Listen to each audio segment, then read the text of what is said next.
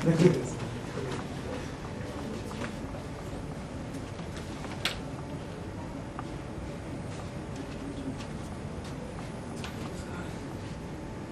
let's start. So this this talk is on a general sort of mechanism that if you're solving a problem that involves points in some dimensional space, then what this says is that you can, and let's say those points are in very high dimensional space. There is a general technique to reduce the dimensionality of the space by retaining the essence of all the points. Typically, the problem involves distances between points, and if you can retain all those distances while projecting the points to a smaller dimensional space, hopefully your running time will now be a function of that smaller dimension as opposed to the larger dimension. So, before I get into that, as I mentioned in the very first talk, there's only one technique or only one thought process that you do in designing algorithms, which is take a big problem and try to make it into a smaller problem. But you've already in the last several talks seen many different ways to do this, so let me recap. If you have an array, you could break that array into two parts and then solve each part. We saw that in the least common ancestor problem where you did something in each part and then you had to do something crossing the parts. Or you could break it into smaller problems in other ways, so you could take the odd elements and the even elements. So we saw that in the suffix array construction part. So each set is only half the original set, and so you can recurse or do something on that and then come back. And then there are several things which we haven't seen, for instance, but in the last 10 years, the field of algorithms has been plugging away at these sorts of reductions. So anytime you have a graph and you're running an algorithm on a graph, for many problems, you can now reduce the graph to a smaller graph. So you can sample the edges in that graph, so you have a smaller graph. And you can show that running the algorithm on the smaller graph will give you roughly the same result as running it on the larger graph. So for instance, all these flow problems, max flow, you must have heard of. Now you can basically take any graph and reduce it to just n log n edges, so you can run it on that graph as opposed to running it on the original graph. So that's one more way of reduction.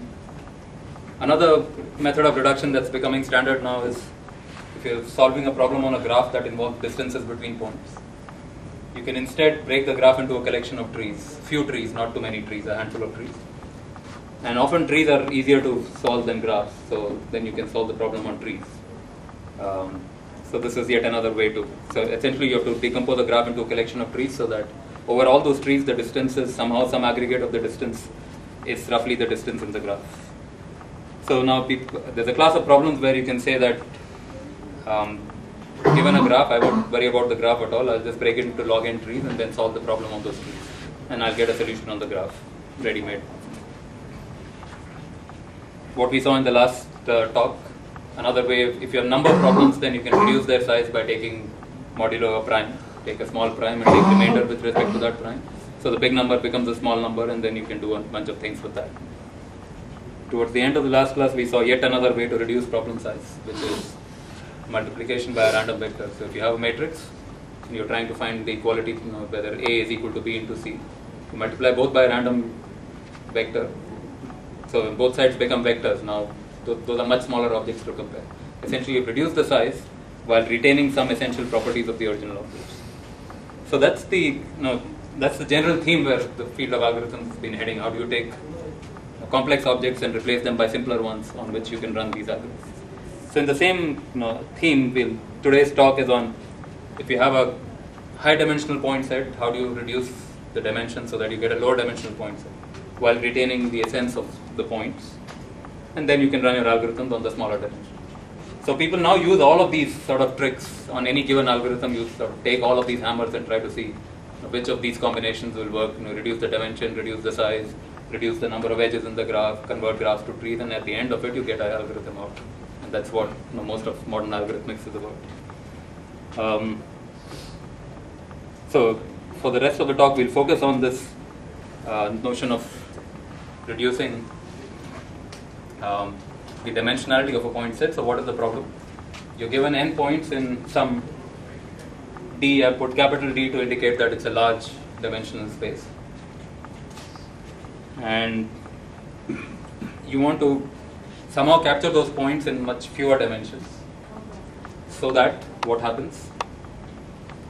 So the distance between every pair of points is almost preserved. you won't quite be able to preserve it exactly, but almost. So as long as you approximately preserve it, these points behave exactly almost the same in the lower dimensional world as in the higher dimensional world, because the structure of the point set is not changing. All the distances are just changing a little bit. So all the points together seem to be roughly the same as they are in the original world. So the big question is, how does that small d compare to big D? How small can one make the small d? Can one make it 2? Can one make it 1? So you can now play with some examples and see that if you want to make you can take some points in n dimensions and then try to project them on a straight line and see how much will each distance change. Can you preserve all? It's very unlikely that you will be able to preserve all the distances. But how much would a particular distance change? So you can take some simple examples in n dimensions and then try to project them on a line and see that they'll actually change quite a bit.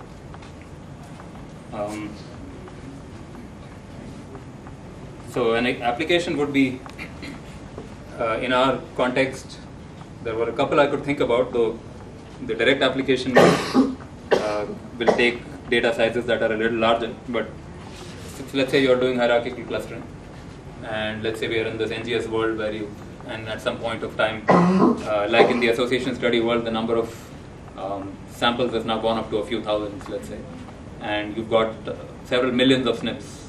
So your dimensions are the SNPs, you're trying to cluster the samples.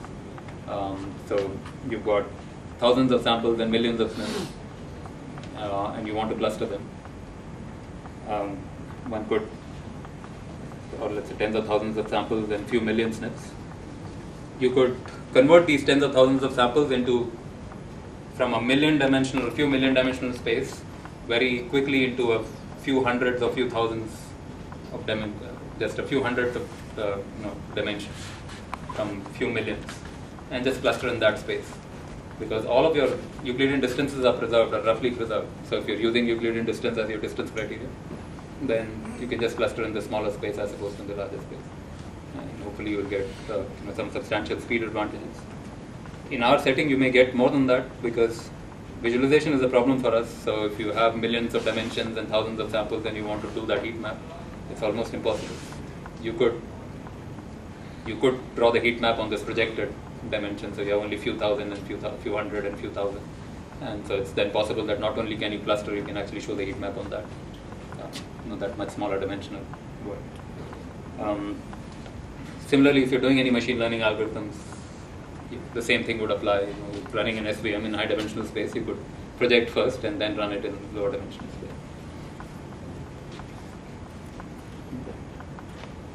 So how does this work?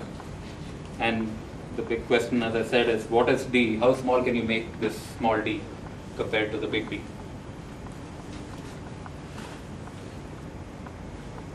So one thing that should be obvious is that we can certainly make small d equal to n minus 1. You see this? Suppose I had 2 points in whatever dimensional space.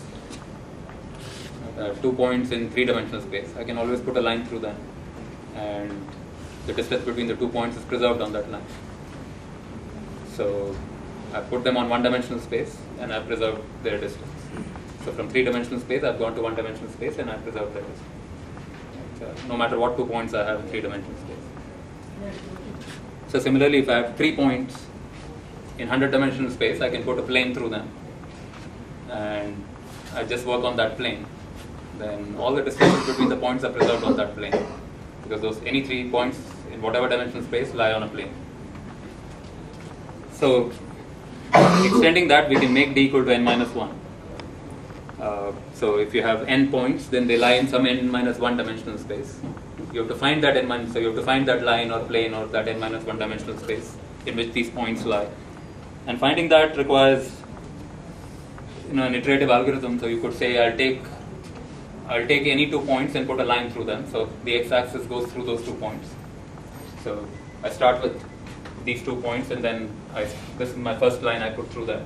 So that's the x-axis. Then I have to take a third point. If the third point happens to be on this line, then I don't need to do anything. I've already captured that. But if it's away from this line, then I need to introduce a y-axis, which is in this such that this point is in this xy plane. So that y-axis has to be computed given the first line and given that new point. You have to take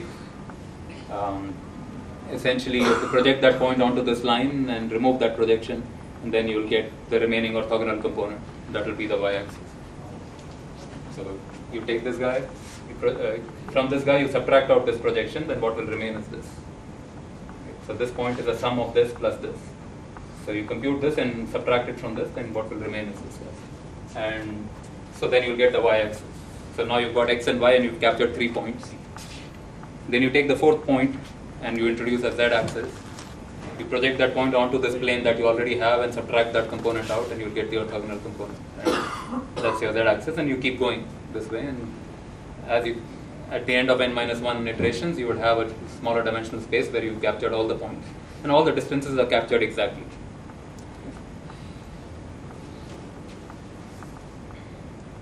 So how much time does this take? Any guesses on how long does this procedure take?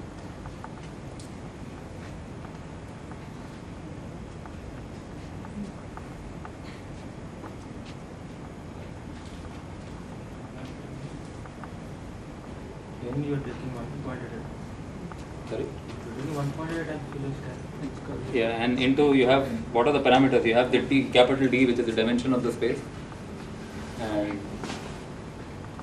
you also check if any of the points are on the same hyperplane that you just generated.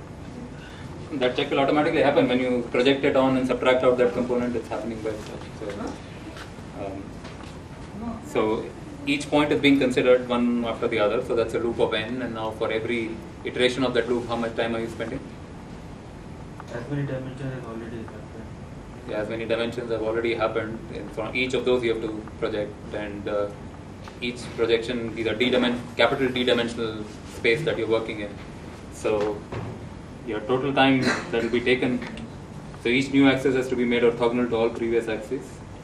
So the loop runs n times. Every time it picks up a point, it has to go look at all the previous points, and you have a space containing all those previous points. You have to project this on all of those previous that entire space, and these are capital D dimensional vectors. So each operation of projection will take capital D time. If you do capital D dimensional vectors, you have to take the dot product and so on. So that will take capital D time. So the ith point, you will look at all the previous I-1 points and spend capital D time on each in projecting. So why can't you store that space successfully? You have only all way the to store it vectors, is that comes to order NT, right? The description of that space is, or if it's an I-dimensional space, the description is order I vectors, right? I vectors. Correct. So now you are storing it, but you're storing it as I vectors. You get the next point, you have to project it on the space, which means you have to look at each of these I vectors and somehow project it onto each of those. So for the I plus first point, you'll have to look at the space that you've already stored. So all the I basis vectors of that, you'll have the x, y, z of that will be I of those. And each of those you'll have to project and then subtract out all of those things, and whatever remains is there. The orthogonal guy.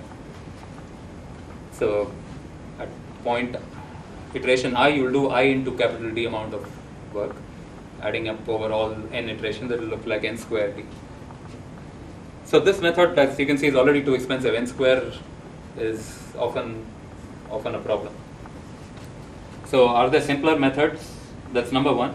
And number two, of course, all we have succeeded is in making small d n-1. Can we make it much smaller? Of course, in this process, we have retained all the distances exactly. So this is exact. There is no approximation happening.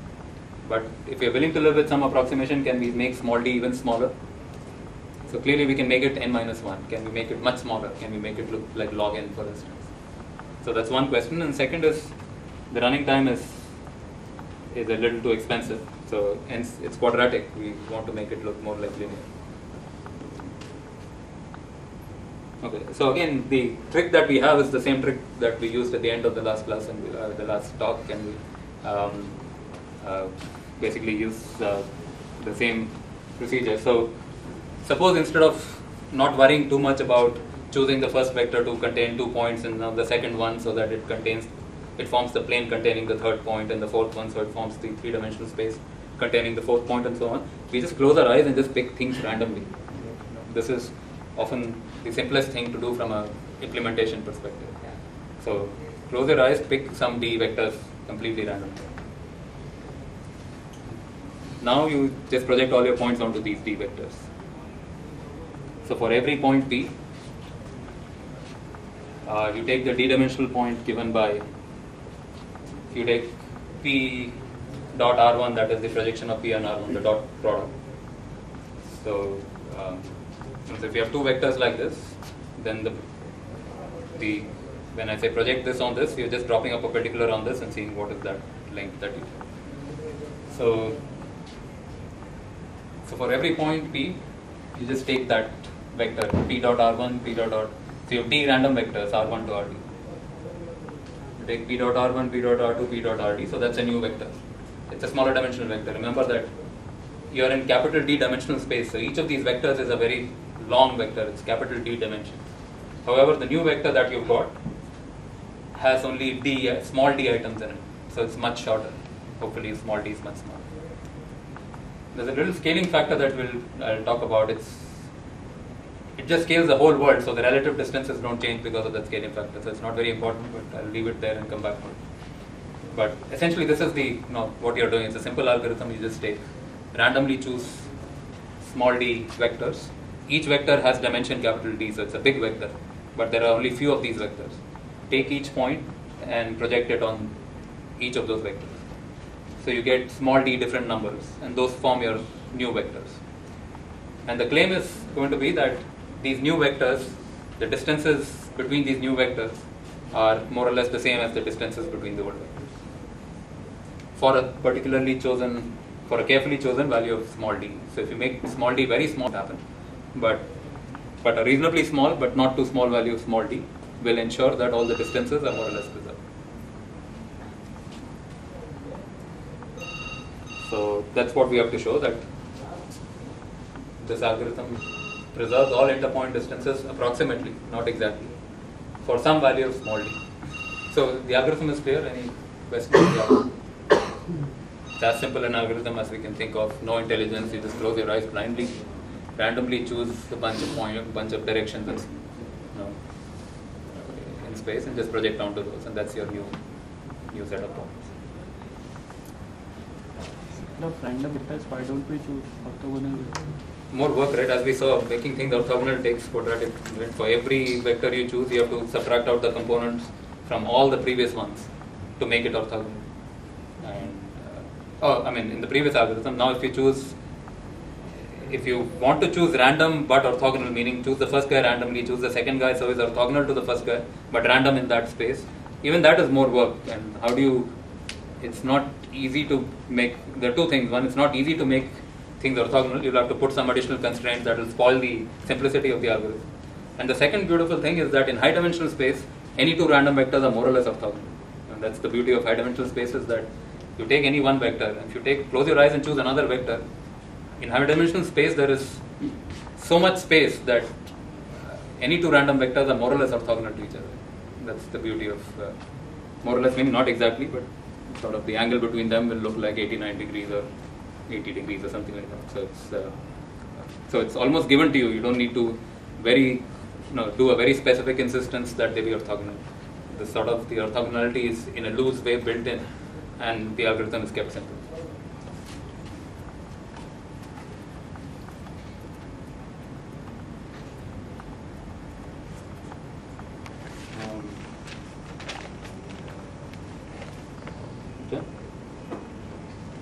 Okay, so what do we have to do? We have to show that with this algorithm, all the interpoint distances are preserved.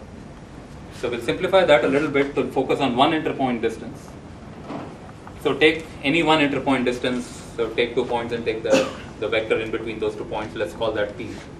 So take any one vector p, and we are in capital D-dimensional space to begin with. And suppose we show the following. So we're going to focus on this one interpoint distance and show that it is preserved. So of course it's not going to be preserved. So that vector P has length, mod P, that thing at the end. It's just a definition that those two bars mean the length of P. So we're going to show that this algorithm that we talked about last time, after you do this projection so that P gets projected onto each of these.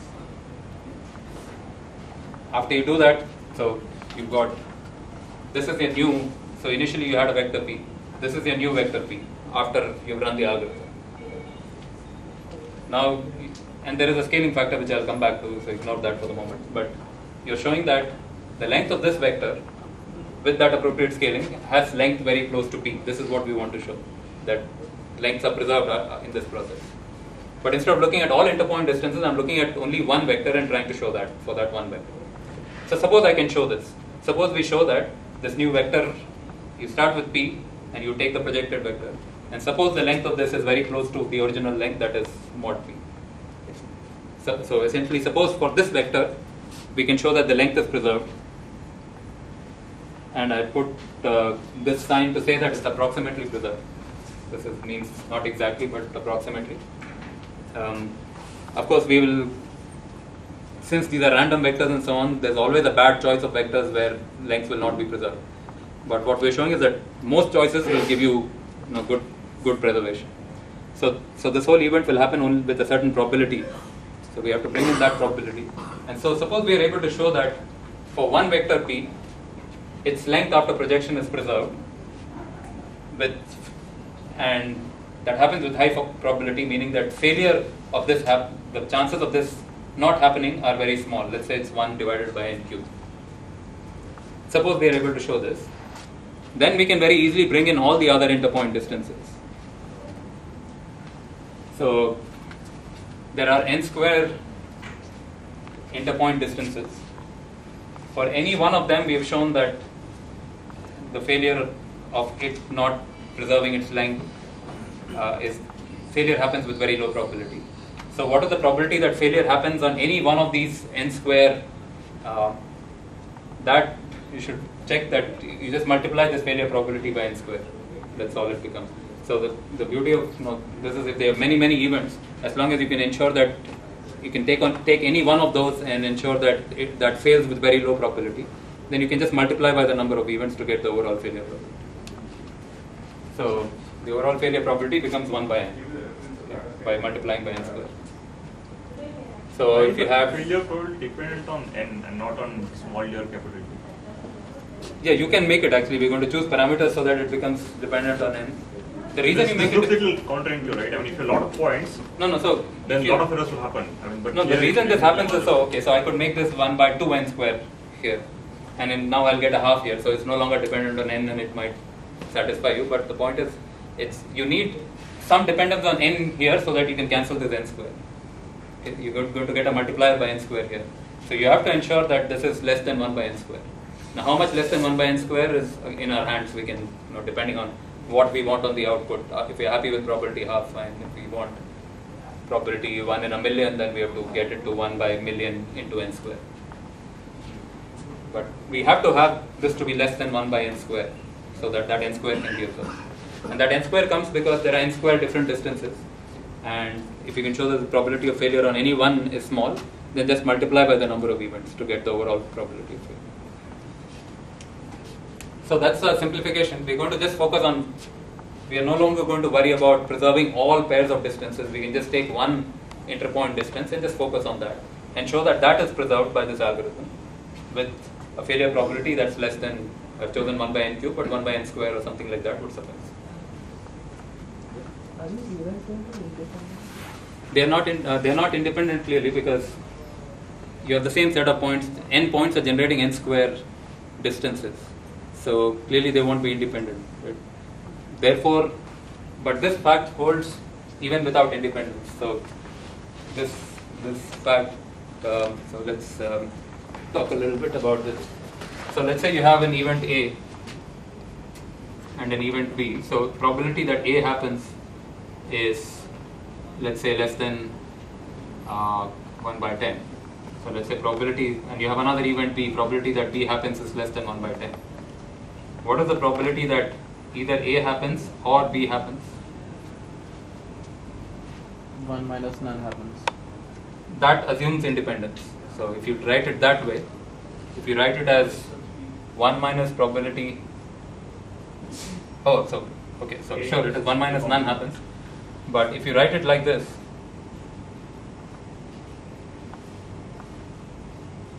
so this is one way to write this. Probability that A happens or B happens is probability that A doesn't happen into probability that B doesn't happen, and then 1 minus that. So this is not correct, because this assumes that these A and B are independent. You can multiply probabilities only when they are independent. But this holds regardless of independence. So you're saying what is the probability that A goes wrong, what is the probability that B goes wrong? Probability that any one of them goes wrong is at most the individual sums. And the way to look at that is, this Venn diagram picture might help. So this is the whole universe, this is the region where A happens, the circle where A happens. This is the circle where B happens. So the probability of A is the area of this circle divided by the area of this rectangle. Probability of B is area of this circle divided by area of the rectangle. What is the probability that A happens or B happens? It is the area of this area, right? This area divided by the area of the rectangle. If you were to take this area, that's certainly less than this area plus this area, because you're counting this twice. So that's why you take the individual areas and add those up, and you can put a less than equal to them. Actually, if you wanted to put an equality there, you should say put minus, subtract out this area.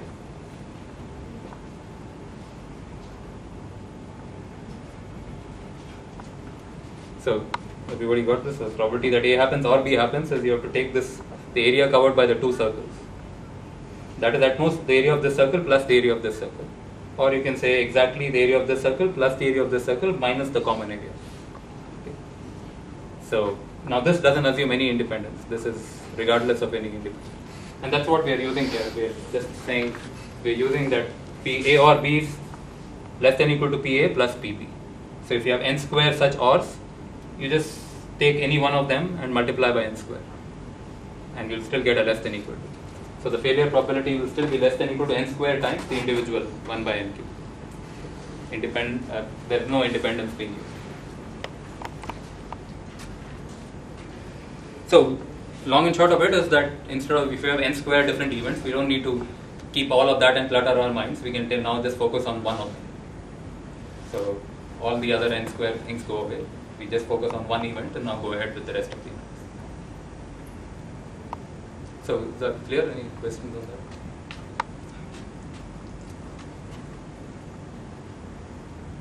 So now we need to ask ourselves this question. We have an algorithm that involves producing random vectors. There are R1, R2, RD, there are D random vectors. What does a random vector really mean? Mathematically, how do I capture the notion of randomness? If I'm tossing coins or something, I say it's heads with probability half, tails with probability half. Now, for a random vector, what is that corresponding description? What do I say? I mean, I just use the term random vector, but what does it really mean?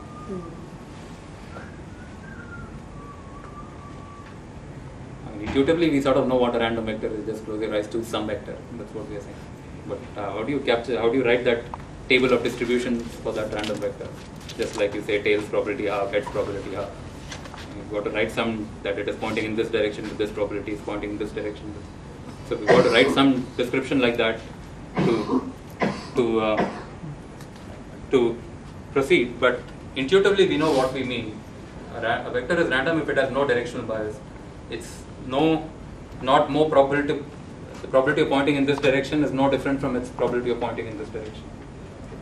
It should not be that one direction is very likely and one direction is not very likely, in which case you have a biased distribution. So intuitively we know that we want something that's... Sorry? All the predictions are random. All the predictions are random, meaning? But you choose all the predictions across this... on the basis, on the x, y, z. Yeah. So you choose all of them, yes. So now what probability do you choose them with? So you're right that you want something that's directionally spherical, meaning that it is not right. The probability in one direction is higher than in the other direction. So which means to choose such a random vector on every one of the axes x, y, x, y, z, and all the capital D axes that are there. On each one of them, you'll have to. So a vector is it's a set of D numbers, capital D numbers. So each number you have to choose with a certain distribution. What is the distribution that you will choose each of those numbers with? So that when you just put them all together into a big vector, that vector is equally likely to point in any direction. So there is again a very nice way of looking at it. So, but I need to introduce this notion of a normal distribution for that. And so this talk will be a little technical heavy, but I'll, as far as possible, I'll try to take the math out and talk about the intuition. But we will need this normal distribution, and the formula in this normal distribution will be needed to an extent, but not too much. You just need to focus on the form and not remember the details. So what is the normal distribution? So what is a distribution firstly? A distribution, so just like we had, if we toss a coin, we get heads with probability half, tails with probability half. That's a distribution. There are two values, heads and tails, and you're writing the probability in front of each of them. So in general, if you take a set of values, whatever they may be, and in front of each, if you write a probability, that's a distribution. And then you say that if I pick a random, let's say I were to toss a coin in the computer, I write a program to generate a random number, which is 0 with probability half, 1 with probability half. Then its distribution is that's the distribution, 0 with probability half, 1 with probability half. So here we're going to be generating random numbers which have slightly more complicated distributions. But a distribution is just a set of values, and for each value you're writing what is the probability. That's it, nothing more fancier than that. Except the set of values is no longer 0, 1, it may be real numbers, so 0 with certain probability, 0.1 with certain probability, 1.3 with certain probability, and so on. So you'll have to write that whole table. So one common such probability distribution is this sort of a shape, this so-called normal distribution. What it says is that the values could be anything from minus infinity to plus infinity, so it's any real value. In practice, you may curtail it to whatever fits in a float, for instance. The probability of getting a 0 is very high, and there is a number associated, and there is a formula to calculate that number. Probability of getting a 1 is somewhat lower, 2 is somewhat lower, and similarly minus 1 is somewhat lower, minus 2 is somewhat lower, and 0 is the highest. Okay. So this is a particular set of values with associated probabilities. If I wanted, I could just write it down as a big table. 0 has this probability, then 0.1 has this probability, minus 0.1 has this probability, and so on. I could write out a big table like this. But it's much nicer to just view it in a graph. So that's just a probability distribution. As a formula, it is represented by this formula, saying that if I wanted to find out for any value x, what is this height, then that's given by this. Meaning that as x increases on the right of 0, this guy very quickly diminishes. It's diminishing not only exponentially, but there's a square sitting here, so it's diminishing even faster than exponentially. So very, very quickly it's going down.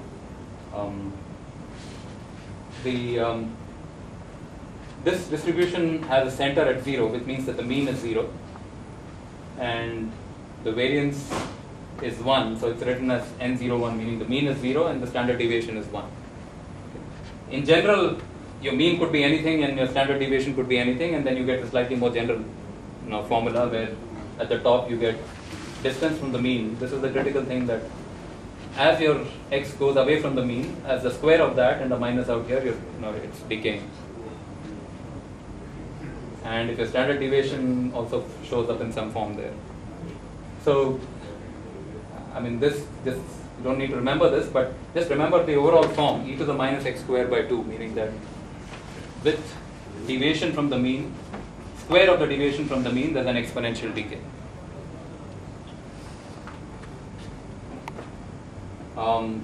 So this is the probability distribution we're going to be using. So we're not going to be using a simple 0 with probability half, 1 with probability half.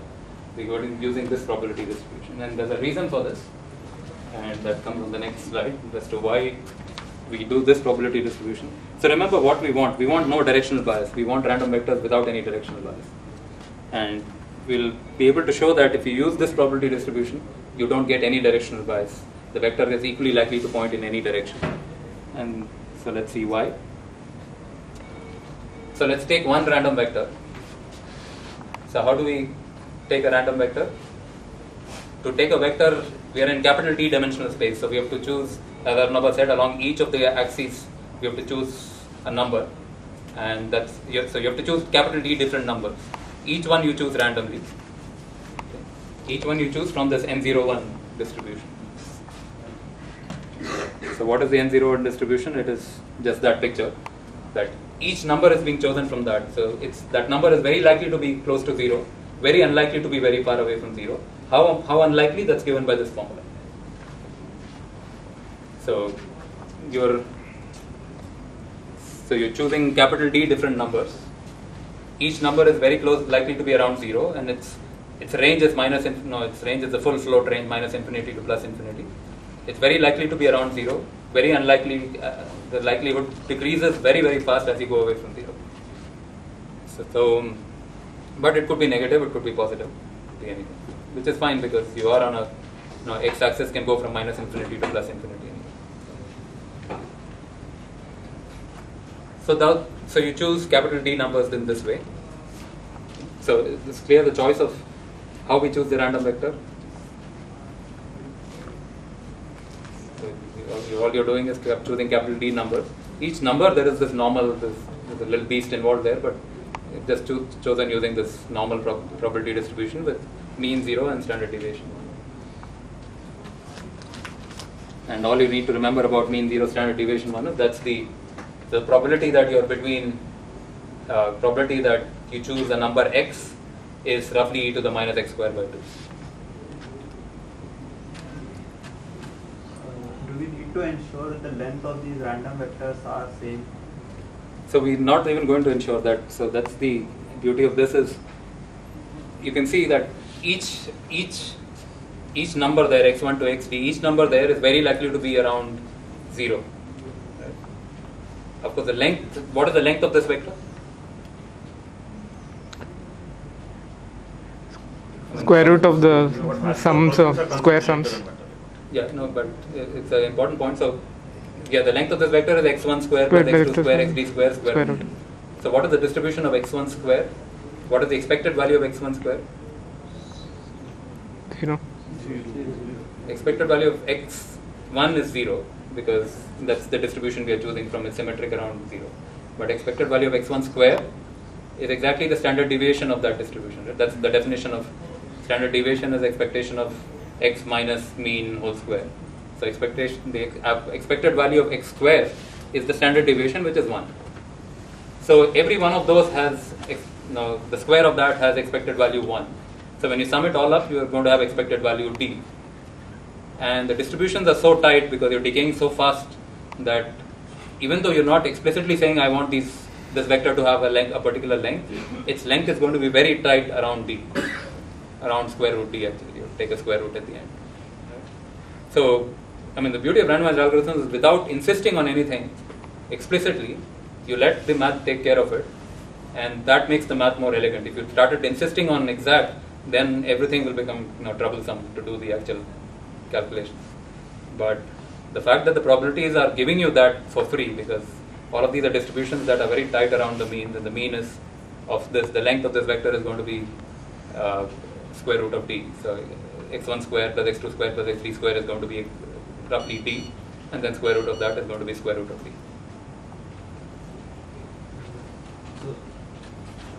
So here, this will make sure that these vectors are pointing in random directions. So far this is only one vector, but yeah, so you're right. So this vector, so this is only one vector, right? x1 to xd, it's just a bunch of numbers which make up one vector. We have to show now on this slide that this vector has no bias, no directional bias. It's as equally likely to point here as there or there. That has to be shown now.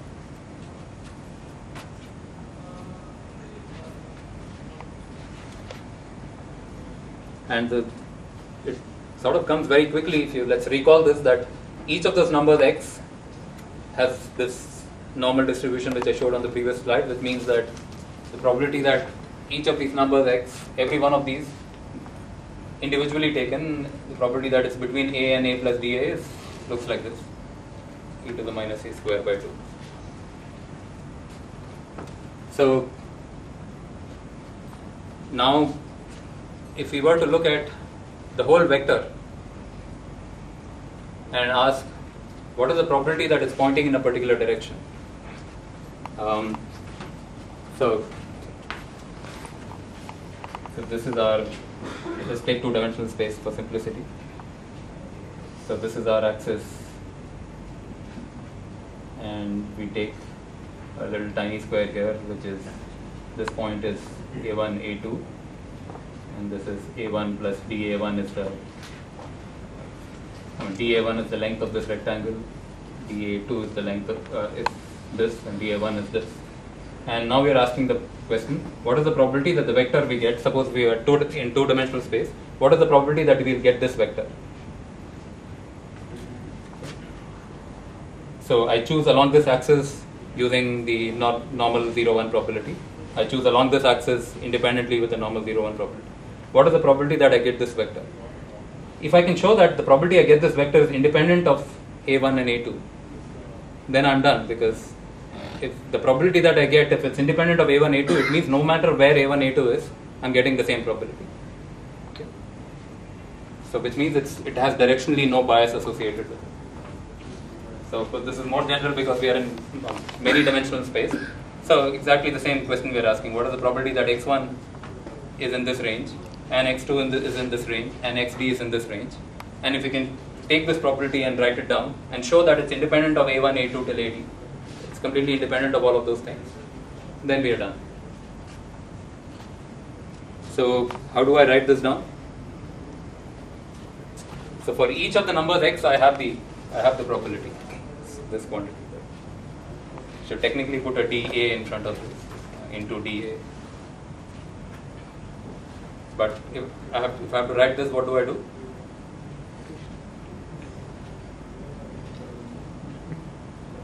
So I just multiply all of them, and they are independent. So that's important that each one of these be chosen independently. So completely, each one is chosen without regard to the others. So I can just multiply all of them. So see what happens when you multiply. So you get e to the minus a1 square, e to the minus a2 square, e to the minus ad square. But direction is not just at one point, right? It's the entire line. So you have to probably integrate over that line. Direction is just a1, a2, that vector a1, a2. This a1, a2 till ad, if you look at Right. that No, tuple, but that is the say direction. a1 by 2 and a2 by 2 also have the same probability. So that we are also not looking at. We are just considered. looking at directions right now. So the direction is not about that one point, it's the entire line. Yeah, I mean, you're right. So the direction is that entire line. Entire line, But, so, but I mean- let's take, for instance, to What- simplify. what am I Yeah, no, trying to you have a point. So what he's saying is that, so to suppose I were to take a circle, okay, and only look at points on the circle, and show that no matter what point on the circle I am, the probability is the same. Right. Right? Then that would be fine. But since we're looking in the space, we'll have to show Yeah. that this line is not, we're not biased towards this line rather than point. No, so we are going to focus on a circle Okay. and show that. So now, but you should be able to see it right here now. So if I multiply all these, I get a1 square plus a2 square plus ad square. So now just by looking at this, can you jump to the conclusion that you're spherically completely unbiased? That should be close to standard deviation, I guess. So as I said, suppose you were focusing on a circle. On that circle, this quantity is fixed. This is the sum of a1 square plus a2 square plus ad square. So no matter where you are on that circle, this quantity is the same. So you have a sphere, let's say in d-dimensional space, a hypersphere in d-dimensional space. As long as you fix the radius of that sphere, no matter where you are on that sphere, the distribution is the same. This distribution only cares about the sum of squares of these quantities, which is identical on the entire sphere. So For a given distance. for a given distance. So now apply it for whichever distance you want. So for any given distance, you see that you're equally likely to be anywhere. On this distance also, for every single distance, you're equally likely to be, all the points on that sphere are equally likely. So you're not saying that all the distances are equal actually. that we don't know. Distances could be anything. That's a separate issue. But for any distance, any fixed distance, all the points are equally likely. And that's good enough to tell you that there's no directional preference.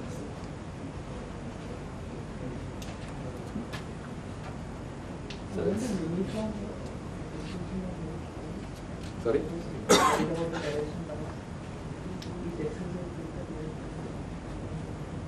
See, uniformly on an infinite world is difficult anyway, so you have to do something to curtail. So you have x-axis is minus infinity to plus infinity, so uniform is not defined. No, but if you want to restrict to a circle, you can always say I'm going to speak within only this sphere. That you can say. I mean, each uniform I will choose numbers between minus 10 to plus 10. No, which circle? So you first have to, so look at the algorithm. Forget the analysis. In the algorithm, you'll have to say that I'm going to restrict my range. So that now I can do a uniform in that range. Uniform between -1 to +1 Plus in 1, each dimension. choose something like that. Correct. So you can do uniform between -1 to +1. So will uniform work? Uniform I don't think So what works. corners there will be larger probability. Yeah, so uniform, the structure of d-dimensional space is very weird. So uniform I don't think think about. Even in 2 dimensions, we have more points in one direction at 45 degrees than 0 degree because it is diagonal. No, that won't So- happen. No, the corner argument is, I don't think this line argument is. No, so in 2 dimensions, let's see. If we were to choose uniformly along this dimension and this dimension, are we going to get something spherically symmetric? So this is a circle. Are we going to get We'll mix it with the distance thing. Distance will also be parameter. yeah, We should have so suppose I'm on this circle, so I'm choosing uniformly here and here. So distance is also a parameter. So you say, given that you are a fixed distance, then so given that you are on this circle, are you equally likely to be anywhere on this circle? So for that to happen, you can see that given that you are on this circle,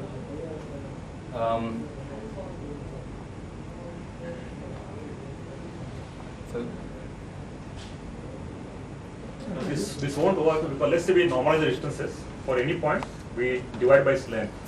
We try to see how many points fall on the circle. So if you look at the circle, the area is concentrated more around the line going through that 45-degree line. So that will generate more points. So the bias will be towards that line.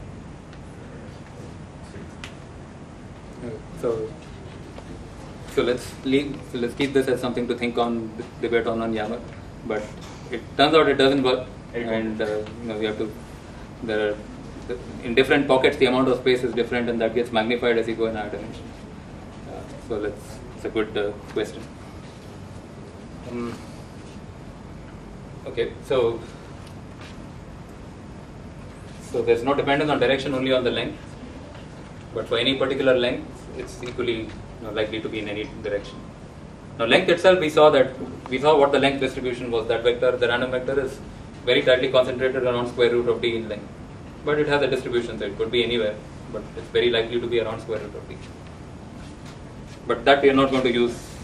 All we care about is that it be directionally symmetric. That it should not point in any.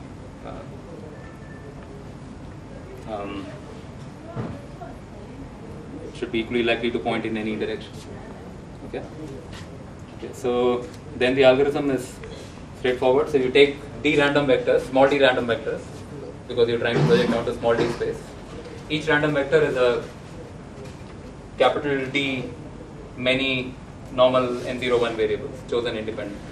So you have small d many random vectors. Each one is capital D many numbers chosen from n01. And then for every point, you take that p times r1, p times r2, and so on. The scaling factor is going to be square root of 1 by d, and we'll see why little later. And now the time, you can see what the time taken is going to be. Assuming you can choose from normal, you can create a normal, what is it, you have a random number generator from a normal distribution that can generate a number in constant time, let's say, assuming that. Then you're generating small d many random vectors. Each one has capital D many entries in it. So small d into capital D, the total number of numbers we are generating. And then we have to take this projection. So for every one of the n numbers, we have to, we have to take this dot product. So that's the time taken. And if small d is relatively small, this won't look like a quadratic. So small d is going to look like log n eventually. We're going to show now that a small d choice that is like log n will more or less capture all the interpoint distances. Okay, so that's the algorithm. So that's the complete algorithm. So the nice thing about it is it's a very simple algorithm. As long as you have a normal generator, it's a very simple algorithm. But you are only preserving Euclidean distance. Yeah, so this is all about only Euclidean distance. That's true. If you have some other form of distance, then things become more difficult. Okay, so now what do we need to show? Remember that we said instead of focusing on all n square distances, we can focus on one of those. I have only a couple of slides more, so we can focus on only one of those. So we are focusing on one number p, one vector p in d dimensions, and trying to show that its length is preserved with a very low failure probability. We want to make another further simplifying assumption that we can assume that p is just a unit vector 1 0 0 0 0.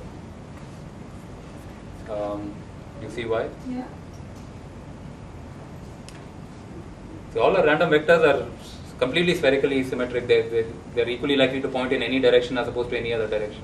So if I were to, whatever, given a vector p, if I were to rotate my coordinate axes so that p starts going on to the x-axis, my random vectors are still completely random there because they just point, they're equally likely to point anywhere. So just by rotating the coordinate axis, their distribution is not going to change. So if they were preferably pointing in one direction or the other, then there was a problem. But they're just pointing anywhere. So for simplicity, I'm going to assume that p is just this 1 0 0 0.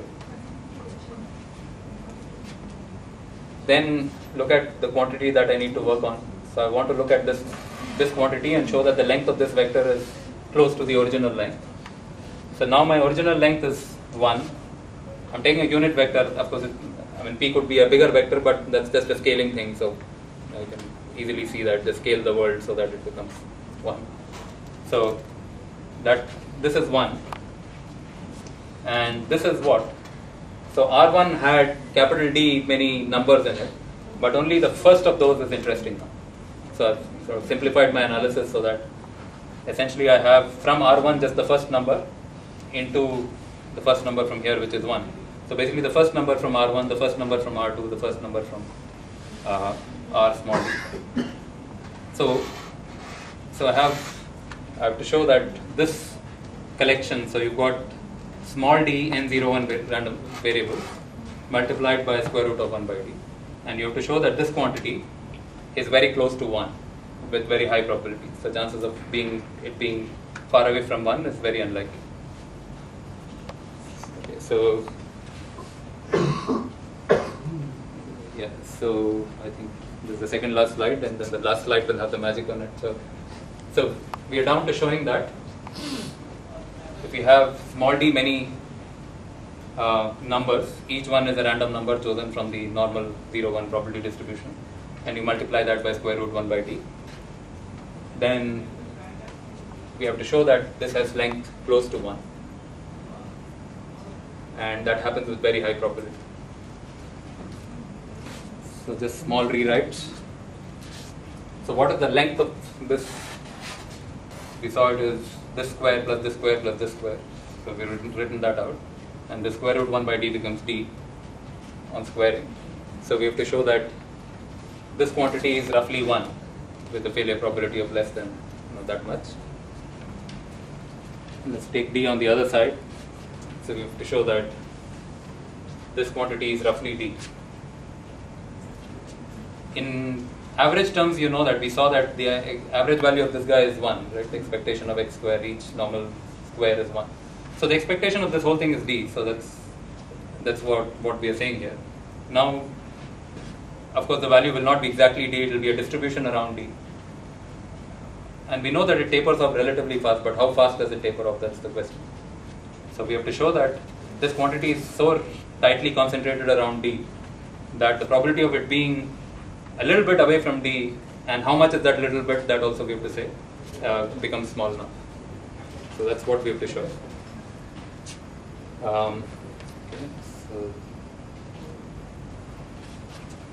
So note that this is the square of a normal variable, so its expectation, its mean is 1, and you can calculate its standard deviation, that turns out to be 2. Just calculate, it's just an integral that has to be run through. So you've got small t many random variables, each has mean 1, standard deviation 2, and you want to show that their sum is tightly concentrated around D. So this is where, now this is the slide which completes everything, and so there is this law in statistics called the law of large numbers, and it says that you take any set of random numbers, small d, y1, y2. So y is referred to the x squares from the previous slide. So each y is an x square from the previous slide. So if you take any set of random numbers, and they may have any distribution. In this case, we know the distribution it's a square of a normal distribution. But if you have any distribution, let's say with mean 1 and standard deviation 2, then if you add them up, you add all of these up, then what you get is a normal distribution where the mean is the sum of all the individual means. So each one has mean 1, so the sum of the means is D. And the standard deviation is a little more tricky to calculate. The standard deviation is not the sum of the individual standard deviation. The variances are sums of the individual variances. So that's one of the things that happens in when you add up these random numbers. If each one has variance x, then the sum you add them all up, then the variance of the result is also adds up. So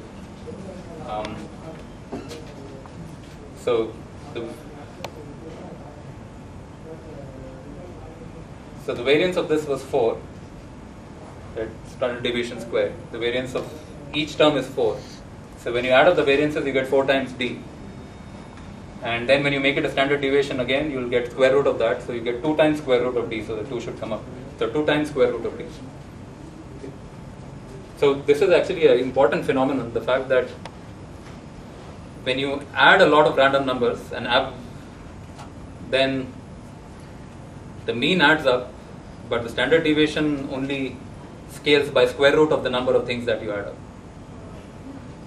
So what that implies is that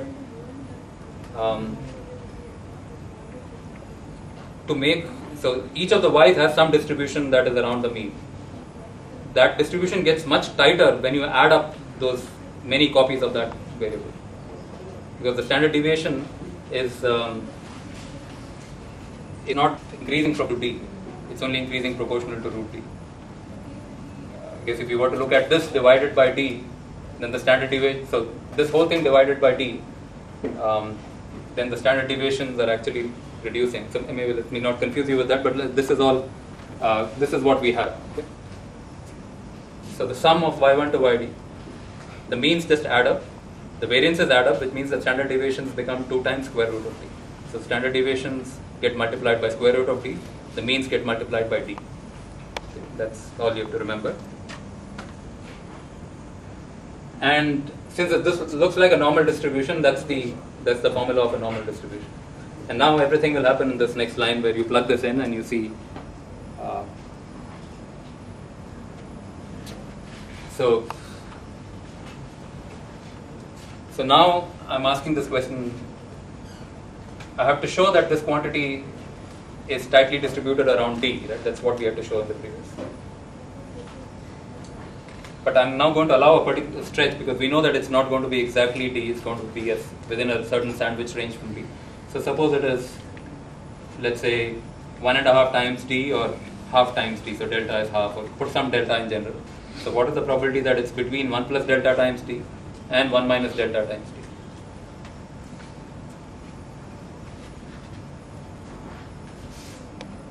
So if you were to plug that in out here, so your mu is d, x range that you're looking at is 1 plus delta d, 1 minus delta d. So what is x minus mu? So this minus d, which comes out to be delta into d. So 1 plus delta times d is x, the x here. The mu here is d. So x minus mu is 1 plus delta d minus d, which is delta times d, or 1 minus delta d minus d, which is minus delta times d. And anyway, you have a square there, the minus doesn't matter. So you get a delta times d whole square. Okay, so in the numerator. In the denominator, you have 2 times the standard deviation square. The standard deviation, actually I made a mistake, is 2 times square root d, but in any case, so square root of 2d, let's say for now, and I'll correct it later. Then you plug that in here, so you have 2 times the variance, 2 times the standard deviation square there. So 2 times standard deviation square is 2d. So simplify that, you'll get delta square, d square, and d, 1d cancels. You get delta square d, and you get